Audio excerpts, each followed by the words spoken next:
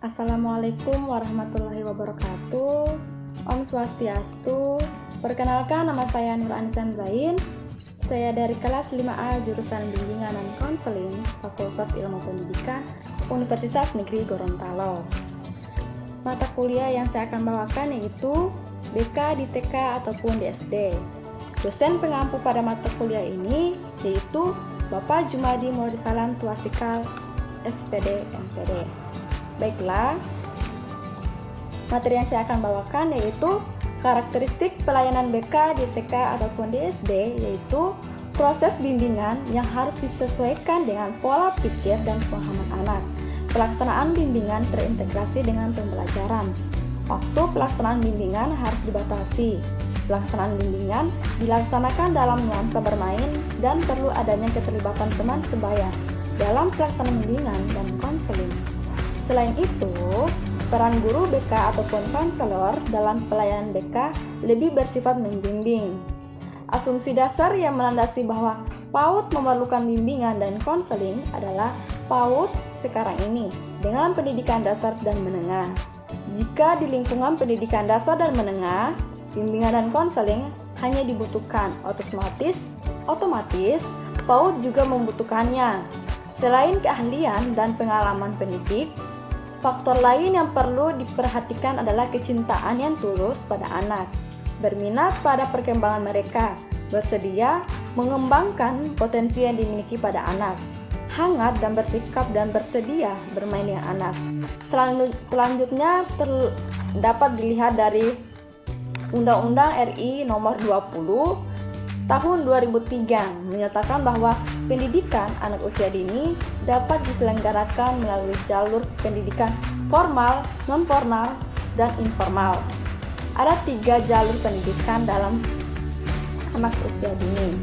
Pendidikan anak usia dini jalur formal berbentuk taman kanak-kanak ataupun TK, atau sejenis lainnya. Jalur non-formal berbentuk kelompok bermain atau KB, atau bentuk selainnya atau jenis lainnya. Jalur informal berbentuk taman penitipan anak atau TPA, atau bentuk lain yang sederajat.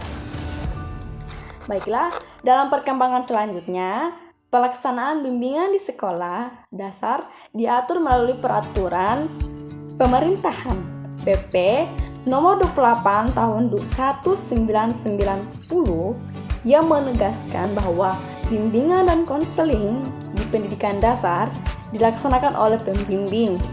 Lebih lanjut pada PP Nomor 28 Tahun 1990 Bab 10 Pasal 25 Ayat 1 menyatakan bahwa bimbingan merupakan bantuan yang diberikan kepada siswa dalam upaya menemukan pribadi, mengenal lingkungan, dan merencanakan masa depan mereka. Oke, materi yang akan saya lanjutkan yaitu pengertian bimbingan serta perbedaannya dengan pengajaran dan latihan.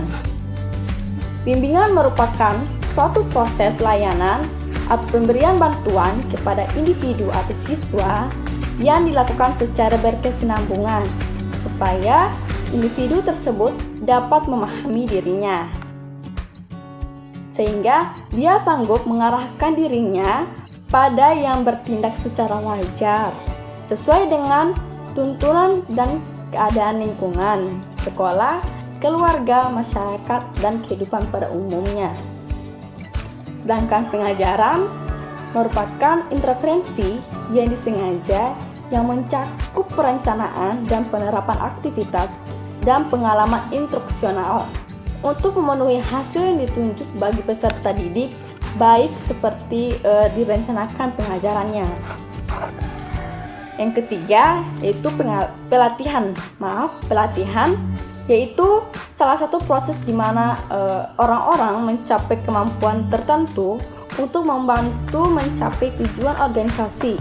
Oleh karena itu, proses ini terkait dengan berbagai tujuan organisasi, pelatihan, dan dapat dipandang secara sempit maupun secara luas. Oke, lanjut. Baiklah, selanjutnya yaitu makna dan kepentingan BK di TK ataupun di SD. Yang pertama yaitu pendidikan anak usia dini merupakan salah satu bentuk penyelenggaraan pendidikan yang menitik beratkan pada peletakan dasar ke arah pertumbuhan dan perkembangan sifat atau fisik ataupun mentalnya.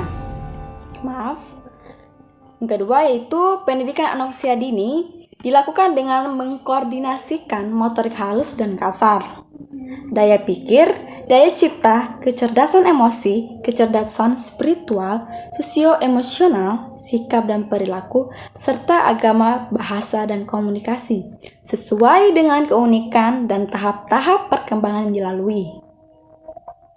Pembelajaran anak usia dini ataupun TK ini pada hakikatnya adalah pembelajaran yang berorientasikan bermain, serta pembelajaran yang berorientasikan perkembangan yang lebih banyak memberi kesempatan kepada anak untuk belajar dengan cara-cara yang mereka lakukan. Lalu,